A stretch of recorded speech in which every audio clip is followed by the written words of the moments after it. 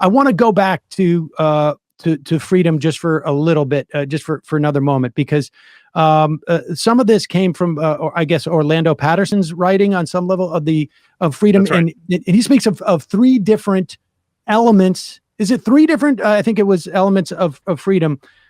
Yeah, Will you just go through those things? Because I think it's obviously counterintuitive on some level to think that freedom means freedom to enslave.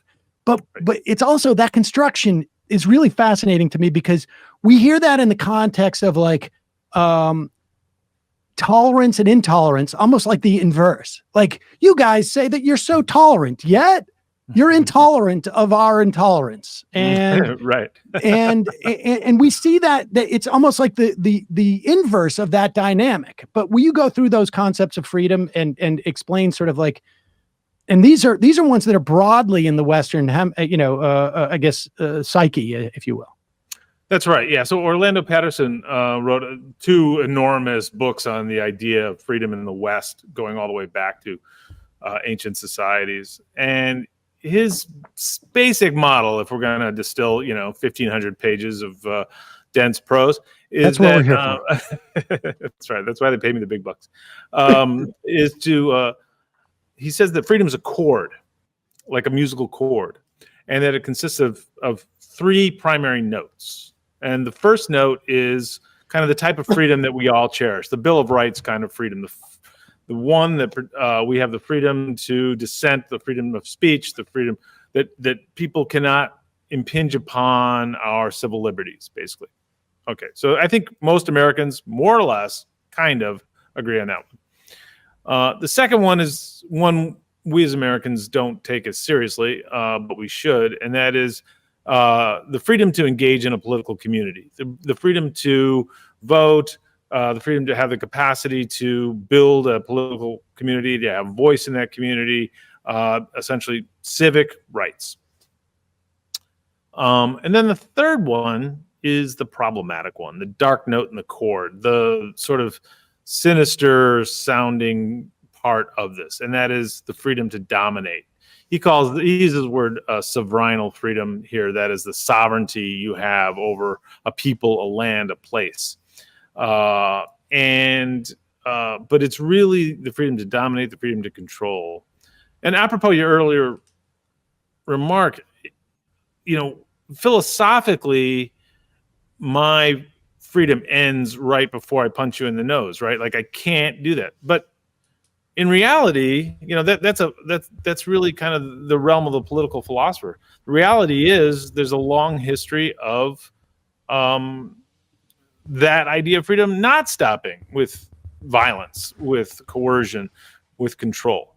And that begins really in Barber County and much of the United States with the land grab from the indigenous peoples, on which American freedom is really, really deeply based. Yeah, let's talk about that, because what you do is you break down basically four periods. You know this, but four periods of Barber County's history, starting with the dispensation of the Muskogee or Creek Nation. And we just spoke, I guess it was a couple of months ago, to Claudio Sant about the Unworthy Republic, which talks about that dynamic of essentially the clearing the Indian, the Native Americans at that time, or the indigenous people, from the land, essentially to fill it full of slaves, essentially at that point. That's right. But walk us through the relationship, because there was a sort of like I guess an ambivalent relationship between the federal government at that point. Part of it they were happy about, part of it not so much. Yeah, ambivalent's an interesting word there. I'm a big fan of Claudio Sant's book, The Unworthy Republic. Everybody should pick that one up. It's a marvelous history. My story is a little different than Claudio's in that we're looking at much the same area in the Southeast, in the dispossession of Creek. He looks at Choctaw, Cherokee, a whole bunch of others, but I'm looking at specifically Creek land here. And the interesting thing is about looking at a community study, looking at one place, is you get a much richer, more nuanced, more sort of dramatic story because you're looking at a single place. And what happens in this one place is that Andrew Jackson, who is most famous as the man behind the Trail of Tears, the Indian Removal Act, the providing white people with land and liberty, actually tries to prevent white settlers from intruding on this 9-county region on the western bank of the Chattahoochee River, which is the border between Alabama and Georgia. And he essentially sends in federal marshals and federal troops to kick white people out, to keep them from violating the terms of the treaty with the last remaining lands that the Creek people possessed at this time. This is the Treaty of Cassetta. The Treaty of Cassetta, exactly. And so it's almost impossible to wrap your head around this, because here you see the guy who's in charge of opening up all of Western lands, this was the West at the time, to white intruders. Well, in this case, he basically sends these troops in to kick white people out of Creek lands. And this goes against the whole narrative that we know, the whole narrative that Claudio Sant lays out in such clear terms. And what that does is basically ignites a war between the intruders in the federal government, the white intruders in the federal government. And so this area that I'm looking at ends up being born in a conflict with federal authority over whether white people have the freedom to take Indian lands. And in fact, the very first action that happens in 1832 is the federal marshals go in and set fire to the main buildings in the town of Eufaula to get them out of Creek lands. And so I'm not trying to say Andrew Jackson's any kind of hero. He's still a fairly villainous character, I think, in the history. But in this particular case, what we see is a sort of microcosm of what I'm talking about, which is white people want the land. They feel they have the freedom to take that land, and they make that claim in very specific terms about liberty and freedom. And the federal government comes in as a tyrannical act, tries to stop them from stealing land. And they fight back. This is the Second American Revolution. We need to fight federal tyranny. That's no longer in our interests. And they turn against Jackson. What was it? What was Jackson like? What was that Treaty of Cassetta about? Was that essentially like, we're going to clear the Indian Removal Act is going to get you out of Georgia and here, but we'll give you, this is the frontier and you can have the frontier, essentially? Or what was Jackson's motivation here, right, for it? And maybe also talk about like what feels like, I don't know if it's the first like Ruby Ridge type of situation with that guy Owens, but speak to that as well. Right. Yeah. So again, that's why I'm not saying Jackson is some kind of hero, because his long game is to get everybody west of the Mississippi, get them out to Oklahoma, get them out of what is, as you put, some of the most valuable land in the world in the 1830s. Because in terms of it's just being very fertile, black soil that makes cotton, makes white gold. Right. And so the plan was, they'd already taken over a lot of Tennessee, most of Georgia, most of Alabama, but they had left this strip of land about the size of New Jersey for the Creek people. And the idea was for 5 years, the deal was for 5 years, there would be no white intruders. The federal government would oversee everything, and they would come in and they would privatize all the land and give these large plots to each member of the tribal communities. It was a privatization scheme, basically. And they said, okay, we are a practically defeated and devastated people. We'll take this deal because we will live to fight another day. We can preserve our traditions, and we have federal protection. And in contrast, though, the white intruders saw this as a firing gun for massive land grab, rather than an era of 5 years of federal protection. So Jackson's hope was eventually all the indigenous people would sell their land, take the money, and move west.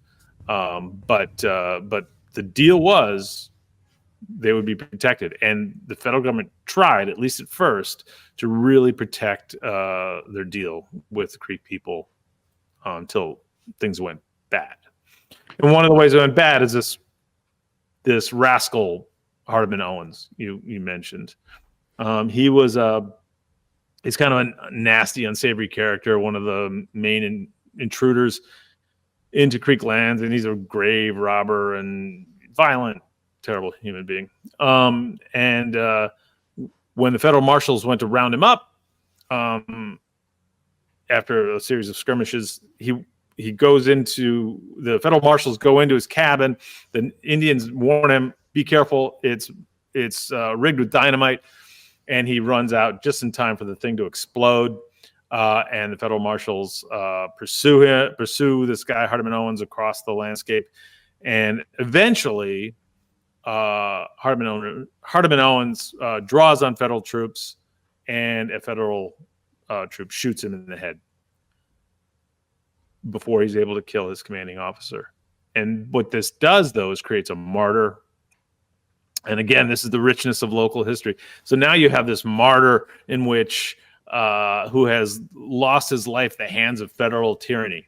He's a freedom fighter who was killed by federal troops. And this spreads like wildfire.